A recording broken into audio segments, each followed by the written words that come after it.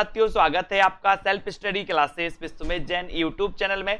तो साथियों, स्टार्ट हो चुका है आज का इस सेशन। सभी लोगों को एक बार वीडियो को लाइक करना है और दोस्तों अपने मित्रों तक शेयर जरूर कर देना है, ठीक है। तो ऐसे जितने भी हमारे साथी हैं जिन्होंने अभी तक वीडियो को लाइक नहीं किया है, वो वीडियो को लाइक जरूर करें।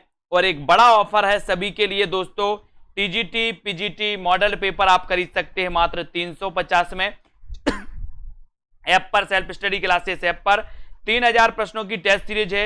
इसका दोस्तों आप 350 में इसमें भी एडमिशन ले सकते हैं। और एक हिंदी साहित्य का जो आपके लिए निचोड़ कोर्स लॉन्च किया गया, यानी कि टीजीटी पीजीटी के लिए स्पेशल क्या है ना, वो कोर्स जो आपके लिए दोस्तों रखा गया है, उसमें आप एडमिशन 1000 में मात्र एडमिशन ले सकते हैं और अपनी परीक्षा को बहुत अच्छा अध्ययन कर सकते हैं दोस्तों, बहुत अच्छा सफल बना सकते हैं, ठीक है। तो जिन भी साथियों ने वीडियो को लाइक नहीं किया वो लाइक कर दें। और दोस्तों एक 2020 टेस्ट सीरीज चलती है आप लोगों के लिए ऐप पर, सेल्फ स्टडी क्लासेस ऐप पर जाइए, 2020 टेस्ट सीरीज से जुड़िए दोस्तों। ये आपके लिए बिल्कुल फ्री रखी गई है, यानी कि आपको करना क्या है, self study classes app download करना है। सप्ताह में 2 दिन ये टेस्ट सीरीज होती है दोस्तों, गुरुवार और रविवार को, ठीक है। बिल्कुल निःशुल्क होती है, तो सभी लोग इसमें भी जुड़ सकते हैं दोस्तों, ठीक है। बहुत बढ़िया है। और दोस्तों आपको पता है कि 350 में मॉडल पेपर और 350 में दोस्तों ये प्रश्नों की टेस्ट सीरीज, इसका आप अभ्यास कर सकते हैं, अध्ययन कर सकते हैं, ठीक है। डॉक्टर रामविलास शर्मा किस विचारधारा के आलोचक हैं, आपको बताना है। डॉक्टर रामविलास शर्मा किस विचारधारा के आलोचक हैं, आपको बताना है। यहां तक कल अपन ने पढ़ लिया था, ये क्वेश्चन अपन ने पढ़ा था दोस्तों। बताएं, स्वच्छंदतावादी, ऐतिहासिक या फिर मार्क्सवादी, इनमें से कोई नहीं। ये 4 विकल्प हैं। डॉक्टर रामविलास शर्मा किस विचारधारा के आलोचक माने जाते हैं, किस विचारधारा के आलोचक माने जाते हैं डॉक्टर रामविलास शर्मा? स्वच्छंदतावादी हैं, ऐतिहासिक हैं, मार्क्सवादी हैं, या इनमें से कोई नहीं है? तो बिल्कुल सही आंसर आ गया है सभी लोगों का कि सर ये मार्क्सवादी माने जाते हैं रामविलास शर्मा, है ना। यानी कि आपका 3 नंबर बिल्कुल सही है। इनका जन्म हुआ था दोस्तों 1912 में। किसका? रामविलास शर्मा का। रामविलास शर्मा को मार्क्सवादी समीक्षक के रूप में, आलोचक के रूप में जाना जाता है। पूस की रात कहानी के लेखक कौन है? पूस की रात कहानी, ये तो कई बार पूछा गया। पूस की रात कहानी में एक जबरा पूछा जाता है कि जबरा किस कहानी का पात्र है, तो पूस की रात कहानी का पात्र है। लेकिन आपको पता होनी चाहिए, बिल्कुल सरल क्वेश्चन है, आसान क्वेश्चन है। पूस की रात कहानी के लेखक कौन माने जाते हैं? ओम प्रकाश वाल्मीकि, प्रेमचंद, यशपाल या फिर कमलेश्वर? बताएं, चयन करना है आपको। पूस की रात कहानी के लेखक कौन है? और आपका बिल्कुल सही आंसर चला जाता है। आंसर आपका आपने बताया कि सर प्रेमचंद लगा दो, यानी कि आपका उत्तर बी जो है वो बिल्कुल सही है। बी नंबर आपका राइट आंसर है। नेक्स्ट प्रश्न की ओर बढ़ेंगे दोस्तों। अकाल पुरुष गांधी किसने इस जीवनी की रचना की है? अकाल पुरुष गांधी जीवनी की रचना किसने की है, ये आपको बताना है। ऐसे कितने साथी हैं जिन्होंने अभी तक वीडियो को लाइक नहीं किया? वीडियो को एक बार लाइक कर दो जल्दी। अकाल पुरुष गांधी जीवनी के रचनाकार कौन माने जाते हैं? जैनेन्द्र कुमार, अज्ञे, डॉक्टर देवराज या फिर प्रभाकर माचबे? बताएं। बहुत अच्छा क्वेश्चन है। अकाल पुरुष गांधी आपको बताना है कि इसके जो जीवनी के रचनाकार हैं वो कौन है।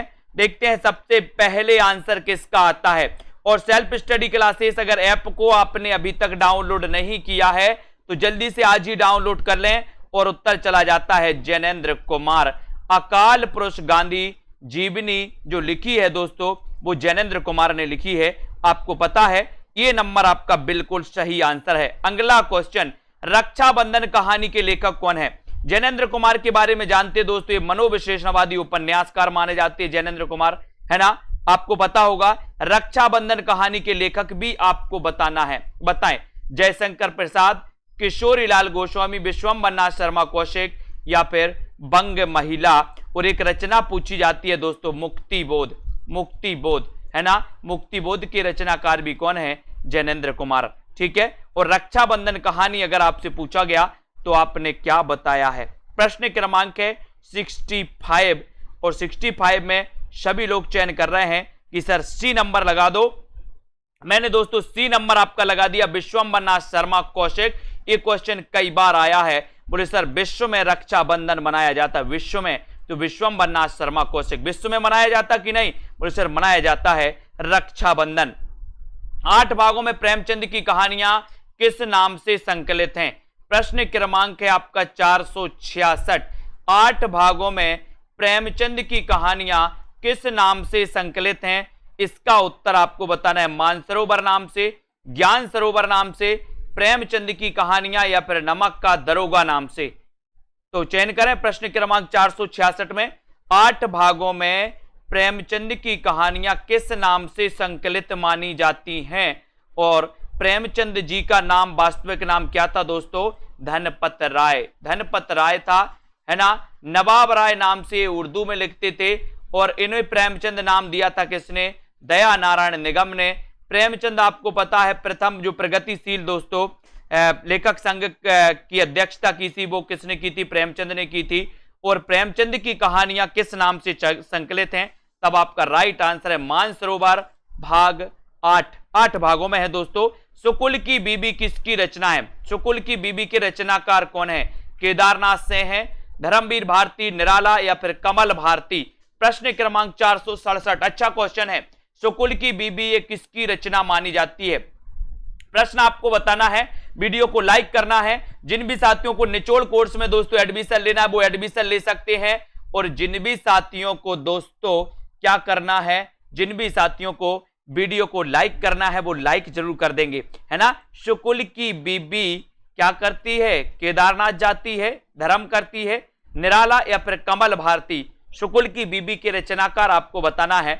और बहुत सारे लोगों ने बताया है आंसर कि सर शुकुल की बीबी ना धर्म करती है ना केदारनाथ जाती है, तो बड़ी सबसे निराली है। बोले सर शुकुल की बेबी कैसी है? सबसे निराली है। तो ये रचना किसकी होगी? अब निराली है तो बोले सर निराला की ही होगी, है ना। शुकुल की बीबी सबसे निराली, वेरी गुड, सी नंबर सही है ना। अगला क्वेश्चन, कहानियों में से कौन सी जैनेन्द्र कुमार की कहानी है?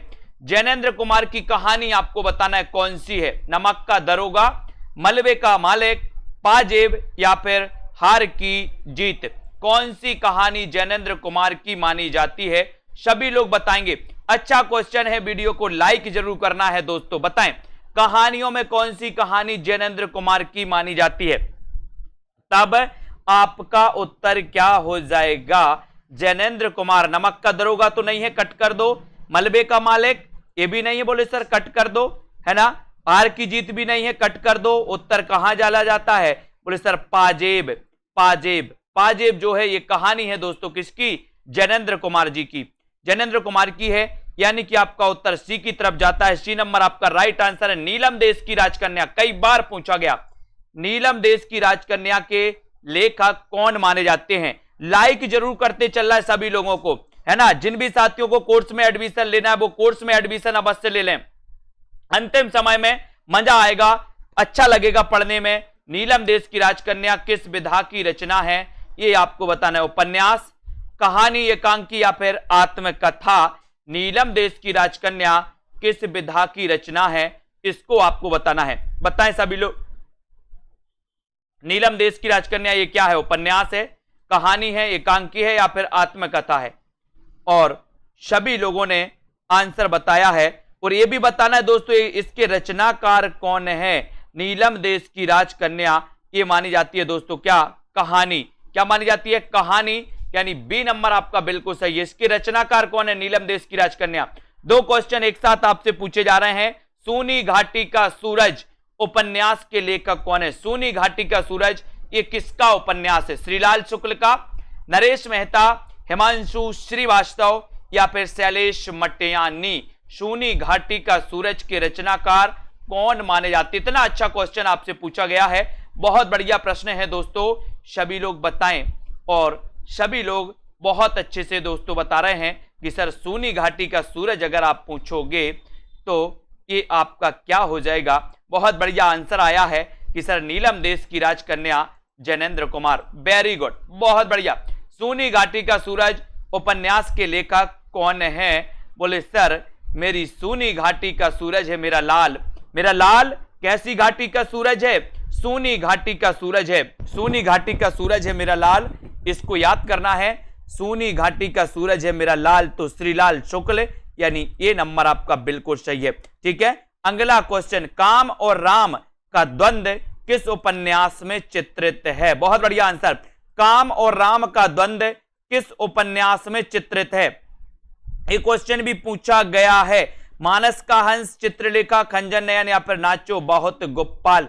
बताएं, काम और राम का द्वंद्व किस उपन्यास में? दोस्तों सभी लोग बताएंगे, लाइक जरूर करना है सभी लोगों को।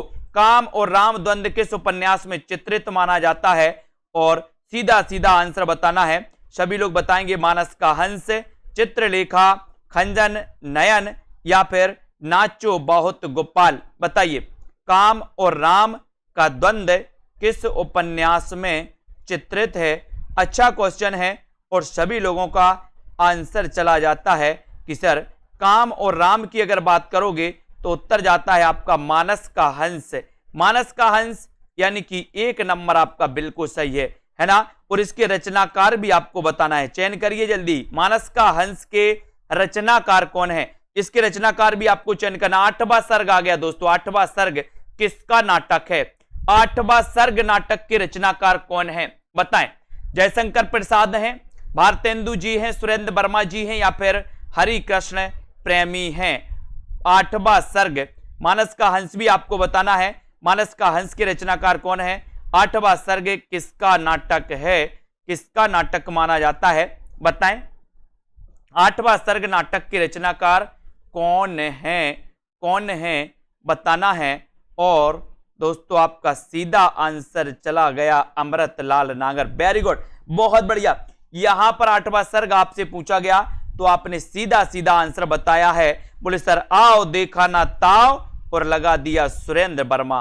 सुरेंद्र वर्मा 8वां सर्ग है ना। 8वें सर्ग में जाओगे स्वर्ग में तो वहां पर सुरेंद्र मिलेंगे। बोले सर इंद्र मिलेंगे, इंद्र मिलेंगे, सुरेंद्र वर्मा है ना। तो ये आपका 3 नंबर बिल्कुल सही है। राइट आंसर आपका है। डॉक्टर नामक कृति की विधा क्या है?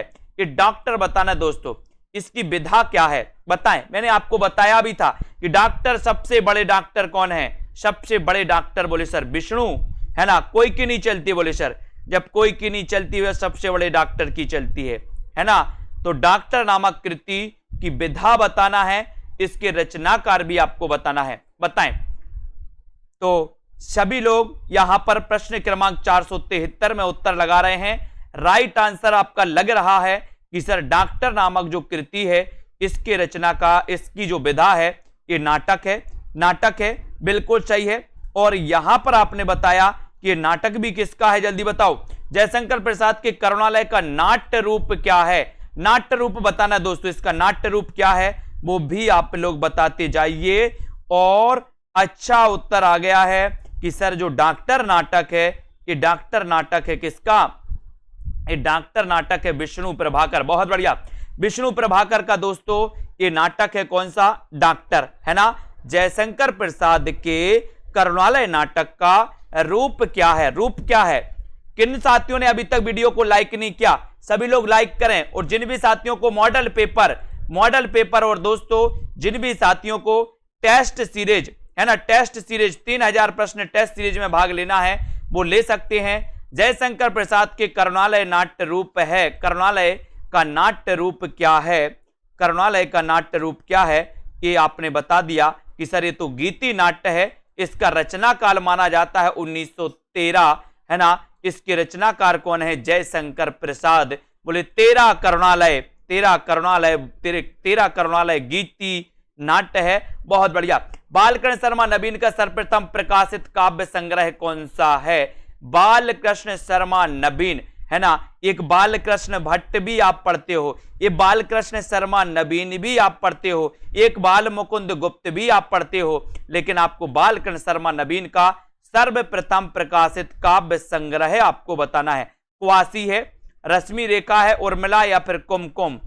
4 विकल्प हैं। बालकृष्ण शर्मा नवीन का सर्वप्रथम प्रकाशित काव्य संग्रह आपको बताना है कौन सा है। देखते हैं प्रश्न क्रमांक 475 का आंसर कौन कौन सही बता रहा। और बहुत बढ़िया आंसर आ गया कि सर बाल के नीचे हम क्या लगाते हैं? बोले सर कुमकुम लगाते हैं। तो ये कुमकुम ही माना जाता है। ये स्तंभ प्रकाशित दोस्तों इनका काव्य संग्रह है ना। कुमकुम यानी 4 नंबर आपका बिल्कुल सही, वेरी गुड, 4 नंबर आपका राइट आंसर है। तुलसीदास ने रामचरितमानस के किस कांड में कलयुग का वर्णन किया है? बहुत बढ़िया आंसर। तुलसीदास ने रामचरितमानस के किस कांड में कलयुग का वर्णन किया है दोस्तों? बालकांड में, अयोध्या कांड में या फिर दोस्तों अरण्य कांड में? सभी लोगों को बताना है, सभी लोग बताएं तुलसीदास ने रामचरित के किस कांड में कलयुग का वर्णन किया है? कलयुग का वर्णन किस कांड में किया है?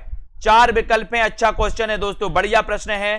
किस कांड में किया है? ये क्वेश्चन पूछा ही जाता है दोस्तों, है ना, कई बार पूछा गया है और सभी लोगों ने उत्तर कांड बता दिया। और बताएं कौन कौन बता रहा है और बताते जाएं। बोले सर कलयुग का बात करोगे तो कलयुग, बोले सर अब उत्तर देने लगा है, कलयुग अब उत्तर देने लगा है तो उत्तरकांड। कलयुग क्या देने लगा है? उत्तर देने लगा है। उत्तर देख रहे हैं, ऐसी ऐसी घटनाएं घटित होती हैं, लोग बोलने लगे हैं आजकल कि अब ये अच्छा पूरा कलयुग लग चुका है।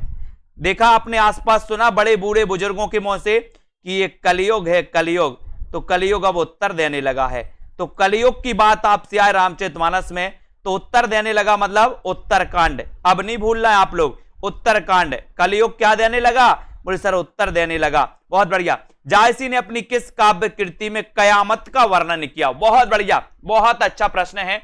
जायसी की वह कृति कौन सी है जिसमें कयामत का वर्णन किया गया है? बताएं, मसलानामा, अखराबट, आखिरी कलाम या फिर कहरानामा? जायसी की वो रचना कौन सी है जिसमें दोस्तों कयामत का वर्णन किया है? कयामत का वर्णन किया है, वो कृति कौन सी है? कृति कौन सी है उसका आंसर आपको बताना है।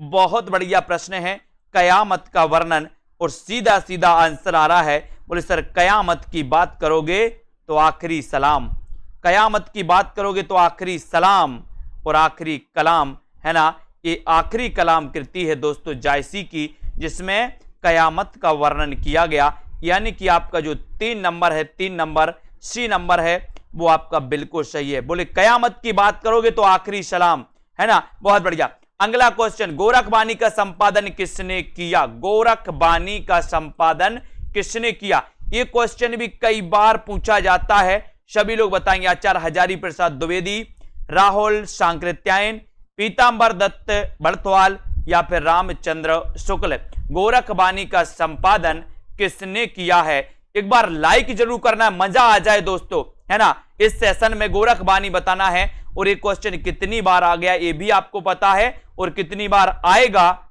ये आपको बस पता नहीं है, लेकिन आएगा जरूर। और उत्तर हो जाता है गोरखबानी का संपादन पीतांबर दत्त बड़थवाल, यानी कि C number. Very good answer. Bisal Dev Raso के रचयिता कौन? इतना अच्छा क्वेश्चन पूछा गया, बीसल देव रासो। यहां से कितने क्वेश्चन बनते वो देखो। सबसे पहले तो एक का रूप देखा जाता है, ये श्रृंगारक रचना है ना।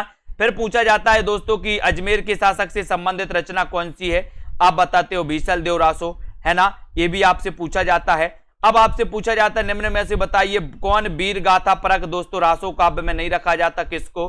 तो बीसल देव रासो। फिर उत्तर होता है आपका, यहां आपसे पूछा गया कि बीसल देव रासो के रचयिता कौन है? बीसल देव रासो के रचयिता कौन माने जाते हैं? जगनेक, चंद्रबरदाई, दलपति विजय या फिर नरपति नाल? बताएं। प्रश्न क्रमांक 479 में बीसल देव रासो के रचयिता कौन है? और उत्तर सीधा चला गया।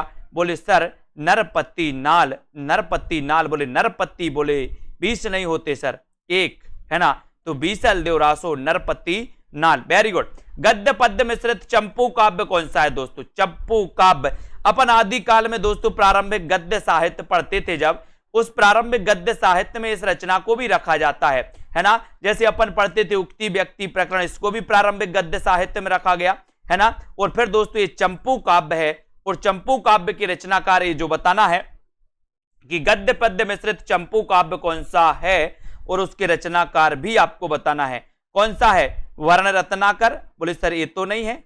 चंपू व्यक्ति उक्ति व्यक्ति प्रकरण, ये भी नहीं है। तो फिर कौन सा है? बोले सर राउल बेल में लगा दो, ये राउल बेल ये चंपू काव्य है ना। और ये राउल बेल दोस्तों कैसी मानी जाती है?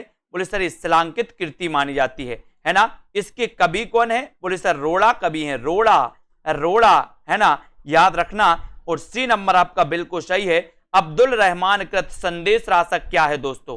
संदेश रासक के बारे में आपको एक चीज जब तक मैं आपको बता रहा हूं, अब्दुल रहमान कृत संदेश रासक है तो क्या है? महाकाव्य है, खंड काव्य, प्रबंध काव्य है, या फिर मुक्तक काव्य है? अब्दुल रहमान कृत संदेश रासक बताना है ये किस प्रकार का काव्य है।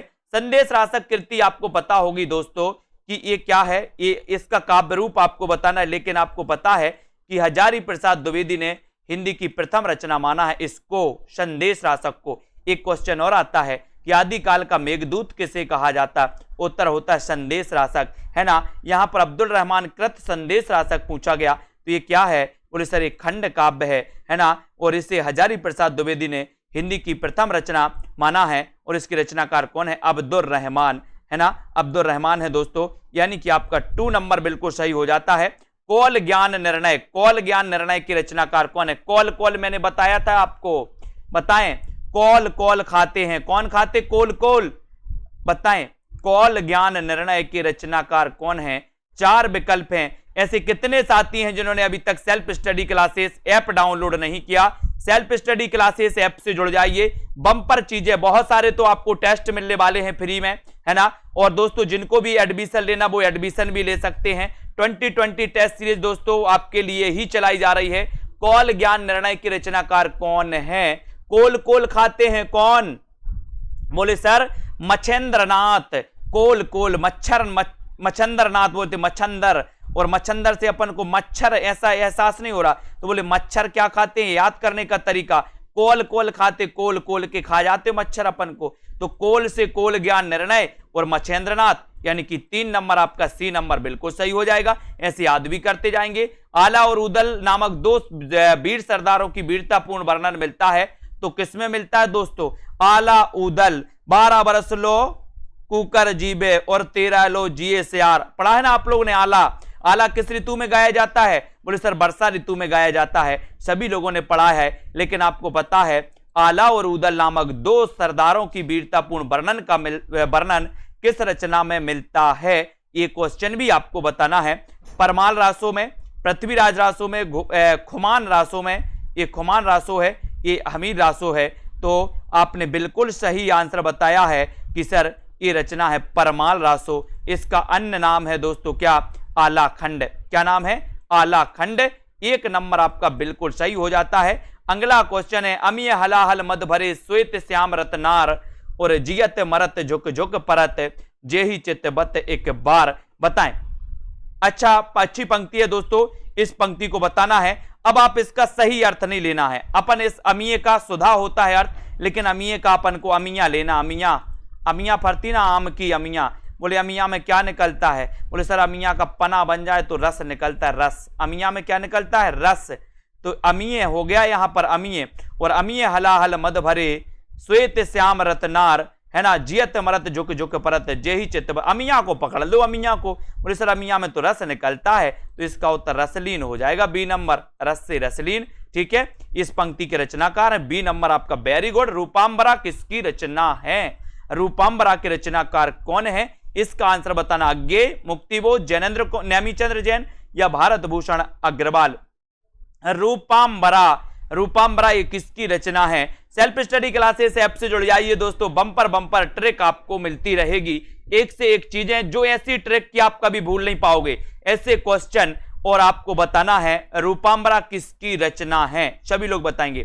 प्रश्न क्रमांक 485 और सभी लोगों का आंसर बढ़िया आ रहा है कि सर रूपांबरा की अगर बात करोगे, है ना। देखते हैं सही सही आंसर कौन बता रहा है। और बहुत बढ़िया आंसर आ गया है कि रूपांबरा के रचनाकार हैं अज्ञे, है ना। रूपांबरा, रूपांबरा बोले रूपांबरा अज्ञे, है ना। अज्ञे यानी कि ए नंबर। मनोविश्लेषणवादी उपन्यासकार हैं अज्ञे जी, है ना। इन्हें ज्ञानपीठ पुरस्कार भी मिला दोस्तों, इन्हें साहित्य अकादमी पुरस्कार भी मिला अज्ञे जी को। ठीक है, बहुत बढ़िया।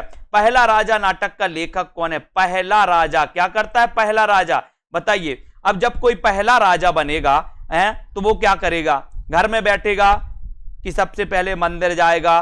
बताएं, उत्तर क्या होगा? पहला राजा नाटक के लेखक कौन है? अब कोई पहला कॉमन सेंस लगाना, पहला राजा बनेगा तो बोले सर वो कहां जाएगा, है ना, कहां जाएगा, जगदीश की पूजा करेगा। बोले सर वो घर में नहीं बैठेगा, मंदिर जाएगा, है ना। तो पहला राजा नाटक भी के रचनाकार भी कौन होंगे, है ना। बोले सर लगा दो जगदीश चंद्र माथुर, है ना, जगदीश चंद्र माथुर। और 2 नंबर आपका बिल्कुल सही हो जाएगा, बी नंबर सही हो जाएगा। लाइक जरूर करते रहें दोस्तों, बी नंबर आपका सही हो जाएगा। खेल खेल में अपन याद करते हैं निठल्ली की डायरी नामक हास्य व्यंग के निबंध संग्रह की रचनाकार कौन है। निठल्ले की डायरी, निठल्ले की डायरी बताइए, हास्य व्यंग कहा गया आपसे, तो अब आप यहां पर व्यंग में थोड़ा सा आपको कॉमन सेंस लगाना है ना। श्रीलाल शुक्ल हैं, गोपाल प्रसाद व्यास हैं, लक्ष्मी नारायण मिश्र हैं, या फिर हरिशंकर परसाई हैं, ये बताना है। निठल्ले की डायरी नामक हास्य व्यंग के रचनाकार कौन है, ये आपका राइट आंसर है ना। बिल्कुल उत्तर क्या होता है,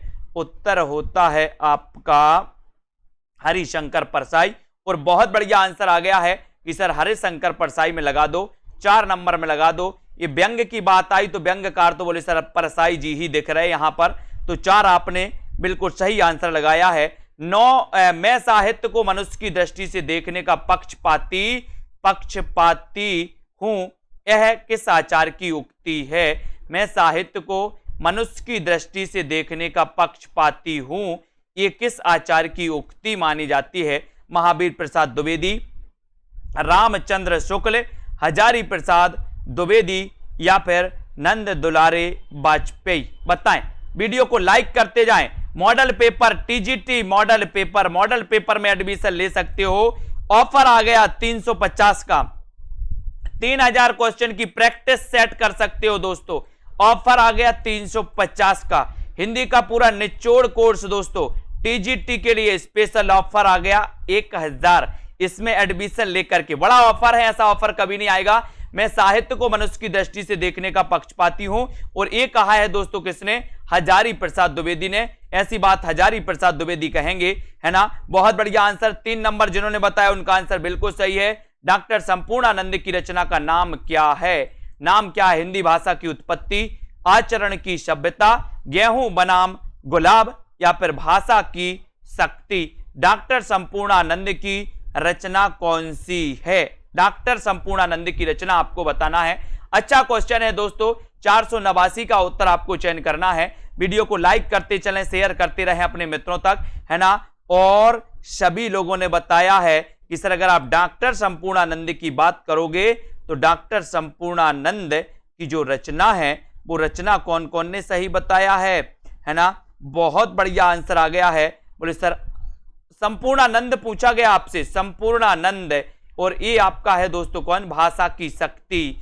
आप लोग कंफ्यूज हो गए, काय में, सरदार पूर्ण सिंह में हो गए, सरदार पूर्ण सिंह में आप लोग कंफ्यूज हो गए, और बहुत सारे लोगों ने आचरण की सभ्यता लगा दिया। ये तो सरदार पूर्ण सिंह की है, यहां पर संपूर्णा, पूर्णा से पूर्ण सिंह कंफ्यूज, है ना। इनकी भाषा की शक्ति, भाषा की शक्ति यानी कि डी नंबर आपका बिल्कुल कंफ्यूज सब, है ना। ये आचरण की सभ्यता अलग है बेटा। अगला क्वेश्चन, विष्णुकांत शास्त्री की प्रसिद्ध गद्य काव्य कृति कौन सी है।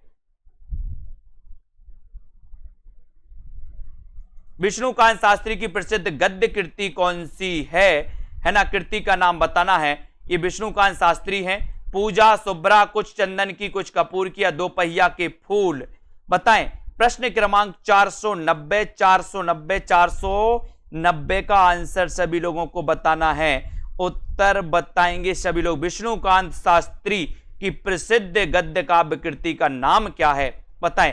ऐसे ही कंफ्यूज होते हैं, बोले सर आओ देखा ना ताओ, और लगा दिया गलत उत्तर, है ना। बोले वो तो वही है ना। और यहां पर आपका उत्तर है कुछ चंदन कुछ। एक क्वेश्चन कई बार आया दोस्तों, कुछ चंदन की कुछ कपूर की, विष्णुकांत शास्त्री, है ना। विष्णुकांत शास्त्री की रचना है। 3 नंबर आपका बिल्कुल सही है। अगला क्वेश्चन है, निम्न में से कौन सा उपन्यास राहुल सांकृत्यायन का है।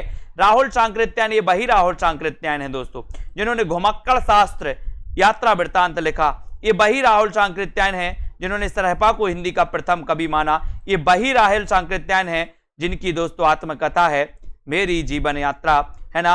आपने देखा होगा और आपको पता है कि दोस्तों उपन्यास राहुल सांकृत्यायन का कौन सा है? सहसेनापति, सहसेनापति, जय योद्धे, है ना, देवोदास या फिर व्यतीत?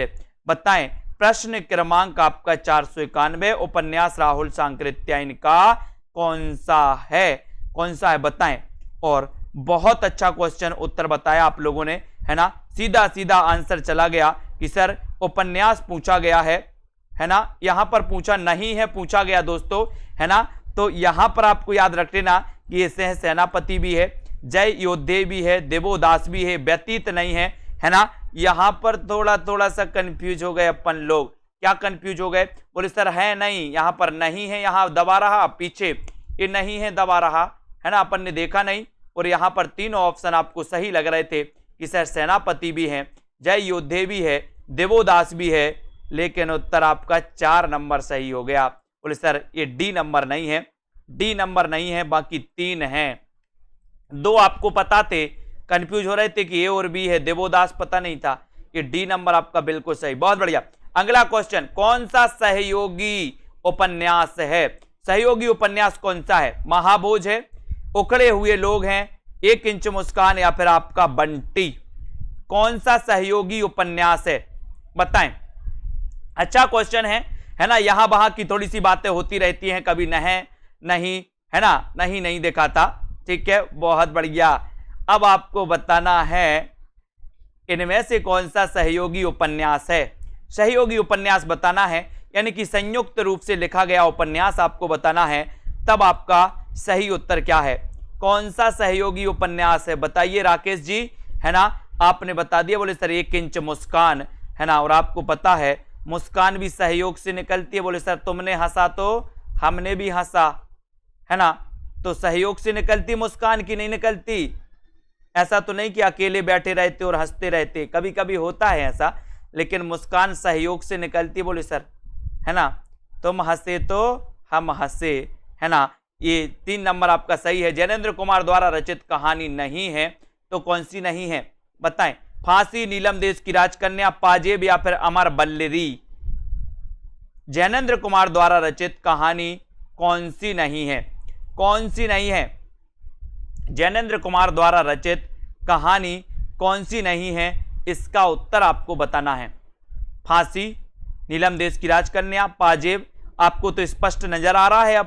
बोले सर उत्तर तो समझ में आ गया, फांसी भी इन्हीं की है, नीलम देश की राजकन्या भी इन्हीं की है, पाजेब भी है, तो बोले सर ये अमर बल्लेरी में टिक लगा दो। लगा दिया, 4 नंबर बिल्कुल सही हो गया आपका। ये कहानी जैनेन्द्र की नहीं है, बाकी फांसी, नीलम देश की राजकन्या, पाजेब ये जैनेन्द्र कुमार की हैं, ठीक है, वेरी गुड। अगला क्वेश्चन, कौन सा कहानीकार ग्रामीण चेतना का नहीं है दोस्तों? ग्रामीण चेतना का नहीं है पूछा है आपसे, तो नहीं है यहां बताओ। मार्कंडे, विवेक की राय, शिव प्रसाद सिंह या फिर निर्मल वर्मा? कौन सा कहानीकार ग्रामीण चेतना का कहानीकार नहीं माना जाता? कौन सा नहीं माना जाता बताएं सभी लोग। और दोस्तों आप लोगों को क्या करना है, वीडियो को लाइक करना है, और जिन भी साथियों को दोस्तों पढ़ना है निचोड़ क्लास वो पढ़ सकते हैं, है ना, सभी लोग पढ़ सकते हैं। कौन सा कहानीकार ग्रामीण चेतना का कहानीकार नहीं है? और मार्कंडे, विवेक की राय, शिव प्रसाद, अच्छा क्वेश्चन है, आपने भी उत्तर बिल्कुल सही टिक लगाया। उत्तर है आपका Nirmal Verma. Nirmal Verma 4 number, D number आपका बिल्कुल सही है, वेरी गुड, डी आपका राइट आंसर। भोला राम का जीव व्यंग्य के लेखक कौन है? भोला राम का जीव व्यंग्य के लेखक कौन माने जाते हैं?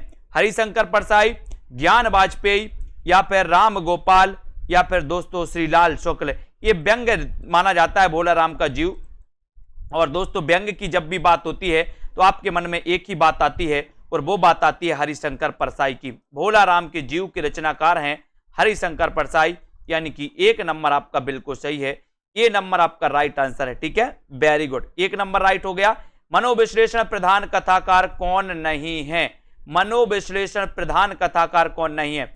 इलाचंद जोशी, अज्ञेय, सुदर्शन या फिर जैनेन्द्र कुमार? मनोविश्लेषणवादी कथाकार कौन नहीं माने जाते? इसका उत्तर 496 का आपको बताना है। वीडियो को लाइक करते चलिए दोस्तों, अपने मित्रों तक शेयर करना है, और इसी प्रकार से दोस्तों पढ़ते रहिए, अध्ययन करते रहिए। मनोविश्लेषण प्रधान कथाकार कौन नहीं माने जाते? राइट आंसर का चयन आपको करना है। ये तो माने जाते हैं, है ना, ये भी माने जाते, ये भी माने जाते, सुदर्शन नहीं माने जाते, यानी आपका 3 नंबर सी नंबर बिल्कुल सही है। हिंदी में ललित साहित्य की पहली आत्मकथा किसने लिखी? बहुत बढ़िया आंसर। ललित साहित्य की पहली आत्मकथा किसने लिखी? हिंदी में दलित साहित्य की पहली आत्मकथा किसने लिखी? ओम प्रकाश वाल्मीकि ने, मोहनदास नेमिशराय ने, कौशल्या बैसंत्री या फिर सूरजपाल ने? बताएं, दलित साहित्य की पहली आत्मकथा किसने लिखी और उसका नाम भी आपको बताना है कि पहली आत्मकथा कौन सी है। देखते हैं सही आंसर किसका आ रहा है। दलित साहित्य की प्रथम आत्मकथा बताना है। वीडियो को लाइक शेयर करना है मित्रों तक। और दोस्तों, जिन भी साथियों को क्या करना है, एडमिशन लेना है, वो एडमिशन जरूर ले लें, है ना। अध्ययन आपका अच्छा हो जाएगा, अच्छी अच्छी चीजें आपको मिलने लगेंगी। दलित साहित्य की पहली आत्मकथा बताना था और आपने बता दिया कि सर ये लिखी है किसने? ओम प्रकाश वाल्मीकि। बहुत बढ़िया। ये इनकी दलित साहित्य जो है दोस्तों, इनकी आत्मकथा कौन सी है वो भी जरा बता दो, है ना। आपने ये तो बता दिया कि सर दलित साहित्य की पहली आत्मकथा लिखने वाले जो लेखक ओम प्रकाश वाल्मीकि हैं, है ना। और आपने बिल्कुल सही बताया है, बोले सर जूठन इनकी आत्मकथा है। दलित साहित्य की प्रथम आत्मकथा जूठन मानी जाती है। बहुत बढ़िया। अगला क्वेश्चन, अथातो घुमक्कड़ जिज्ञासा किस विधा से संबंधित रचना है? अथातो घुमक्कड़ जिज्ञासा, ये बताएं किस विधा से संबंधित रचना है? ये उत्तर क्या होगा? उपन्यास बताना है। और दोस्तों, रेखा चित्र, यात्रा वृत्तांत या फिर कहानी? अथातो घुमक्कड़ जिज्ञासा किस विधा से संबंधित रचना है, इसका उत्तर बताना है। और आपने बता दिया है कि सर ये जो घुमक्कड़ जिज्ञासा है तो ये तो क्या हो जाएगा? ये तो बोले सर यात्रा वृत्तांत ही होगा। यात्रा वृत्तांत होगा तो बिल्कुल सही है, यानी कि आपका जो यात्रा वृत्तांत है वो बिल्कुल सही है। त्रस्कृत किसकी आत्मकथा है? त्रस्कृत किसकी आत्मकथा है? 499। बोले सर हम तो त्रस हो गए हैं, है ना। मैंने कहा आप इतने पढ़ते पढ़ते त्रस हो गए, महीना 2 महीना में सूरज तो रोज निकलता है, वो त्रस नहीं होता क्या, है ना।